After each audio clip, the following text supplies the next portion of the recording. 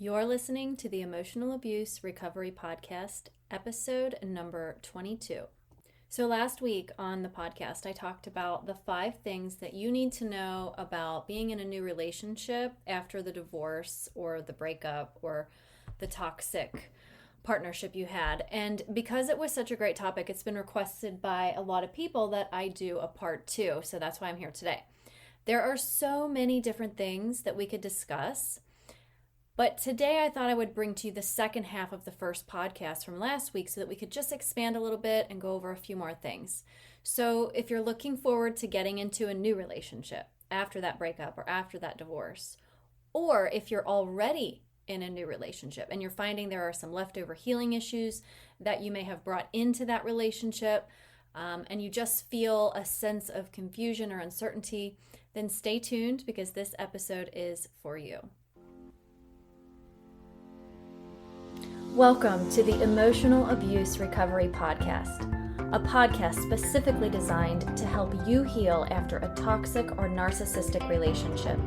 This podcast teaches you to use your subconscious mind to go from feeling stuck to set free. In here, you will learn how to use the power of your own mind to free yourself from emotional pain, move forward with confidence, and experience the inner peace you deserve in your healing journey after emotional abuse.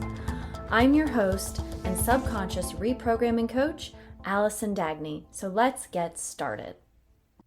Okay, so last week I gave you some tips and techniques on how you can manage going into a new relationship or being in the new relationship after a divorce or a breakup to help you through it. And I'm always going to be bringing it back to you. What is in your control and what can you do for yourself to heal? The reality is we can't control other people. And I've said this many, many times. We cannot manipulate other people into doing what we want or into being different from who they are. People are who they are and they will be who they will be. So in today's episode, I'm going to talk about a few things that I think are really important to recognize and consider when you're in a relationship or when you're thinking of going into one. So the first thing that I wanted to mention is checking in with your expectations. And here's what I mean. What we expect others to do for us is the same thing we should be doing for others. And the question is, are we expecting other people to show up in relationships a certain way that we aren't willing to or even are aware that we are showing up? Are we expecting the people that we are in relationships with to accept us fully and completely and to love us unconditionally if we are not willing to do that as well? And the part that is important about this is that we really need to take a hard look and see if that is truly what we are doing or if we just think we're doing it. Because if we're in a relationship with someone and we want them to be different, like fundamentally different, right? I'm not talking about changing little habits here and there and improving behaviors like picking up your socks or putting the dishes away. I'm talking about fundamental parts of this person that you are desiring will change.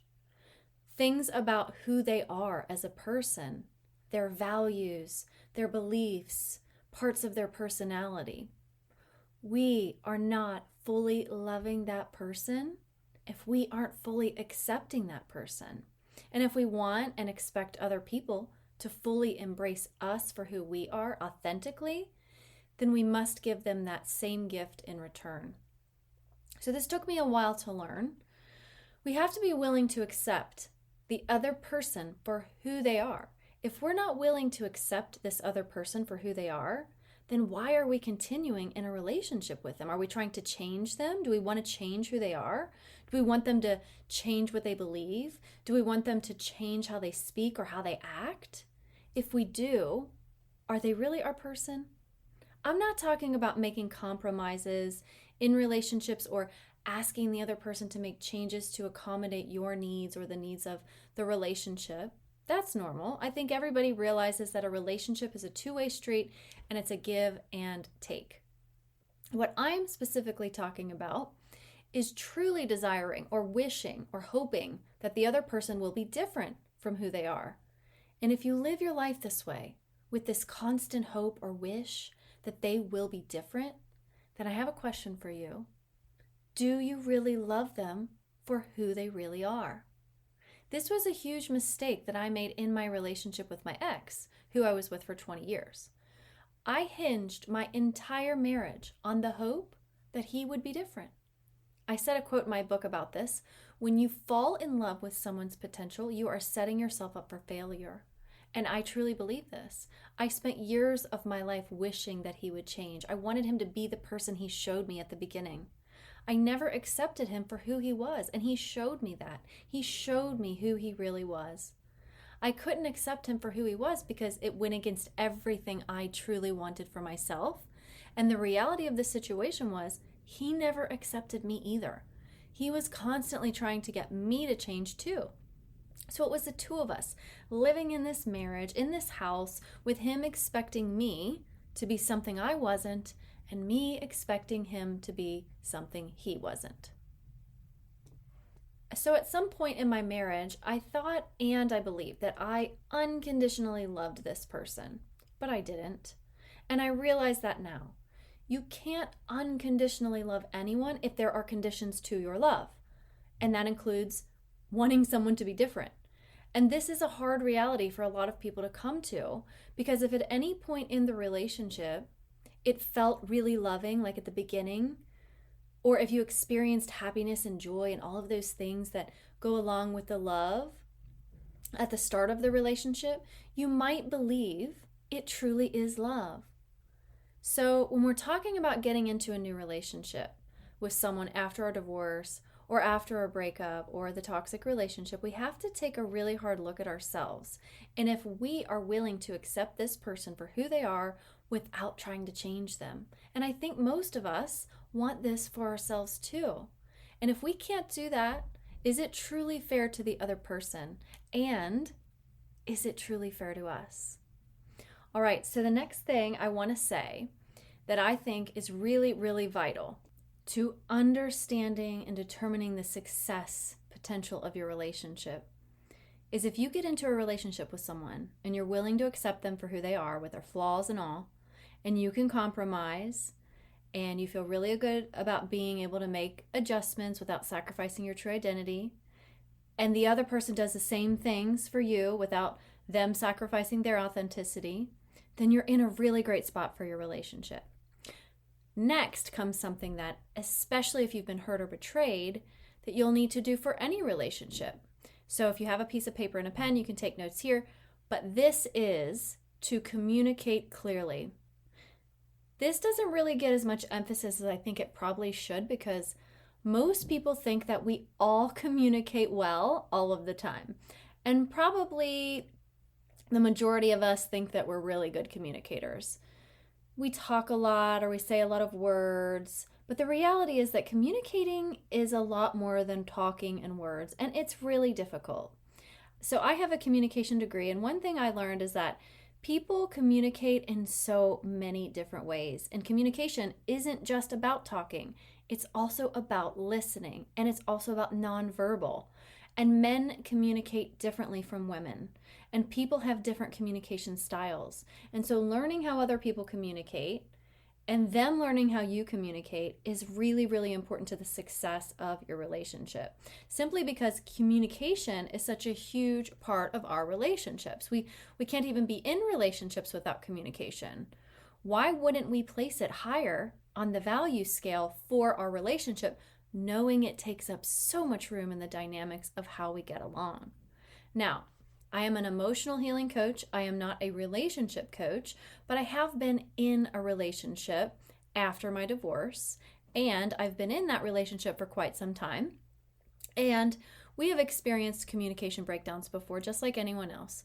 But as we work through these things together, I've learned the importance of understanding how the other person communicates, and then my partner understands how I communicate. So if you're dealing with a person who's very straightforward and to the point, for example, you might have to adjust how you communicate with that person. If you tend to use a lot of language and details and description, this could be really difficult for someone who is to the point and very abrupt in how they speak. The other person may have to adjust and listen to you more and have more patience for your flowery language. If you tend to explain things in great detail, that's something they might have to get used to and adjust to. This is part of being in a relationship. It's a give and take. It doesn't have to be one person always making adjustments for the other. And nobody should really have to sacrifice everything just so that the other person can be happy. No relationship can survive in that kind of environment. And I know because I was in one for 20 years and it failed miserably. The other thing that is really important for the other person in the relationship to know, so if you have a significant other and you like to share this podcast with them, it might be helpful for them to listen. Because if you personally have been traumatized or hurt or betrayed, and you haven't had a lot of time or opportunities to do the deep healing work and practice, then you could still be struggling in those relationships. But something that's really important for all relationships, but especially ones where you have experienced abuse or trauma, is patience. Patience is so important for you to have for yourself, one, and it's important for your partner to have that for you as well. And if your partner has been traumatized at any point in their life, it's important for you to have patience with them too. Not everyone's trauma is the same, not everyone's hurt is the same, and not everyone's experiences are the same. But we all have to have patience with each other, and this tends to get watered down, and we think, oh yeah, we need to have patience in relationships. But I'm not talking about just normal patience, how we think about. I'm talking about real deep patience, as in forgiving someone for their mess ups, repeatedly kind of patience, because you know that they have triggers and bad habits left over from the other relationships. So you might be asking, well, how do I have patience with myself? And how do I have patience with others when these things happen over time, over and over again? And what I'm basically talking about here are the things that tend to create conflict in the relationship or tend to emerge as bad habits. And you can bet that I'm going to bring it back to the subconscious mind every time. First, I want to share a quote with you that maybe you've heard before. It says, once is a mistake, twice is a pattern, 3 times is a habit. And I truly, truly believe this, but it's really important to recognize that habits are formed based on our programming. Anything that you do repetitively is because your brain has made it automatic for you. Whether that is because it helps you feel safe, whether it helps you avoid something uncomfortable, or whether it is intentional or not intentional, it's your brain's way of doing something for you that it thinks you need. See, this is why patience is so important, because once you know how the brain works and you know that it can be changed, you no longer place the blame on the person for intentional action, and instead you realize and understand that it's because of how they're wired. Okay, so I have to throw this in here because I realize this is a sensitive topic and some of you might be raising your hand and saying, wait a minute, but. But if someone is repeatedly abusing you or repeatedly hurting you, yes, that is a part of their programming. That does not excuse or condone the behavior. And if that is happening to you, then reach out for support. If it's to a therapist or a doctor or a family member, a friend, a police officer, it doesn't really matter. Your safety matters. Your emotional well-being matters. And that of your children matters. That is of utmost importance.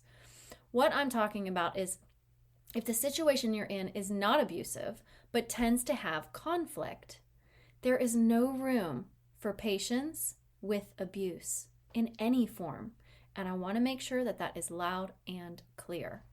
Okay, so the last thing I want to address here is making assumptions that are negative.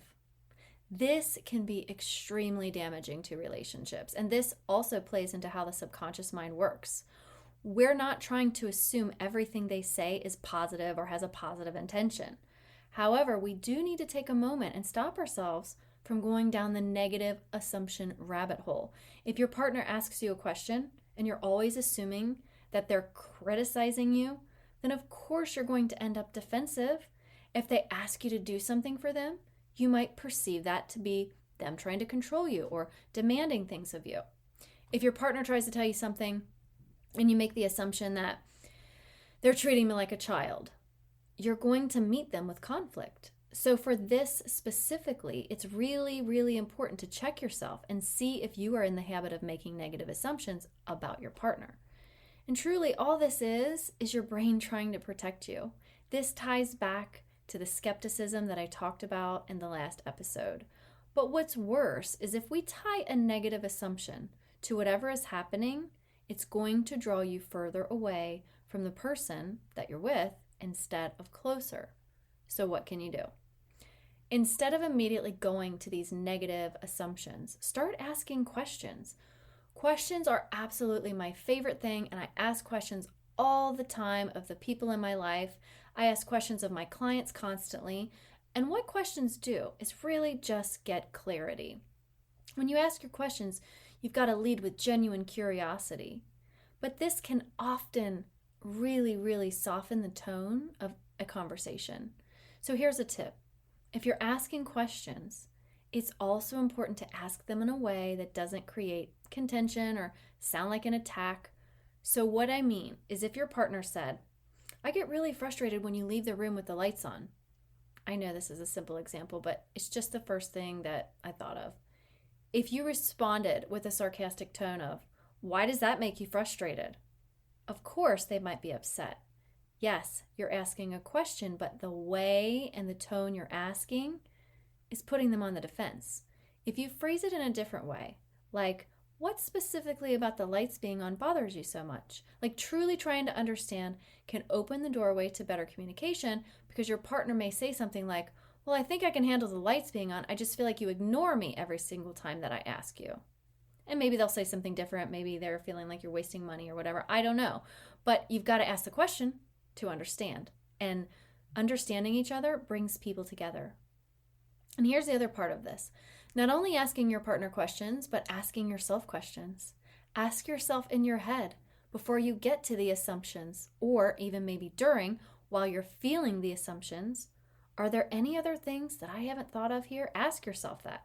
Could they just be having a bad day today? Am I thinking that this is an attack on me, but really it's just something different? Questions can be so powerful to helping us uncover what's going on inside our minds. We have 60 to 70,000 thoughts every single day, and 80% of those thoughts are the same thoughts that we had yesterday. So if we went from a toxic or abusive, narcissistic relationship into a relationship that isn't any of those things, we're still carrying those thoughts around, and we'll still be acting and showing up in ways that are similar to how we showed up and acted in the ways of our old relationship, just because of how the thoughts work in our brain.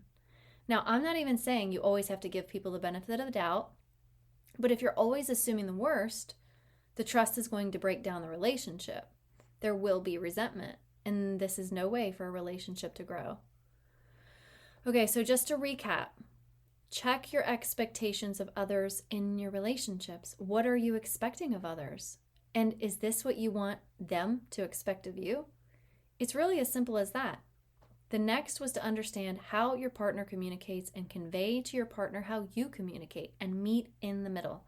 There are times I have to communicate in ways I don't normally communicate to different people, because it's sort of like if you have a child and you speak to your child differently than you would speak to your boss. And it doesn't hurt anything to adjust our communication styles to make the communication smoother in our relationships. The other thing that I mentioned was patience, and really having deep patience for yourself and for the other person. And I think it's okay to expect the other person to have patience with you. But again, this goes back to communicating and making sure that they know what you've been through and the deep level of trauma, hurt, or betrayal that you've been exposed to. And the last thing is not making negative assumptions of the other person. This can be a really, really bad trap that can destroy relationships. Ask questions more. Ask non-defensive questions of them and of yourself. And instead of allowing that very first thing that you feel, the emotion, to be what drives the conversation or the relationship, pause and think about if you're assuming with a negative assumption. So one last thing that I just thought of. So I recorded a podcast episode the other day with a memory health coach, and that got me thinking about memory. And this could be another thing that we struggle with inside of relationships. It was definitely something that I struggled with a lot. And all because emotional abuse puts us in fight or flight, which causes our memory, the part that processes memory of our brain, to take a back seat. Because we need to survive, right? We're in fight or flight. We just need to survive. So if you have memory issues, this could also affect your relationship. So it's important to know if this is something that could be affecting you, and then it's going to be affecting your relationships. If so, reach out to someone who specializes in this area and get the support that you need. As always, my DMs are open, so if you'd like to explore your own subconscious healing on a deeper level, send me a message. Thank you for being here with me today in the Emotional Abuse Recovery Podcast. I hope you found value here with me. If this podcast episode was helpful to you, I'd love for you to hit subscribe and leave me a review. My goal is to help you go from feeling stuck to set free. You can find me on Instagram and Facebook, and you can check out whentearsleavescars.com for more resources and information to help you with your own emotional abuse recovery. Until next time, here's to believing in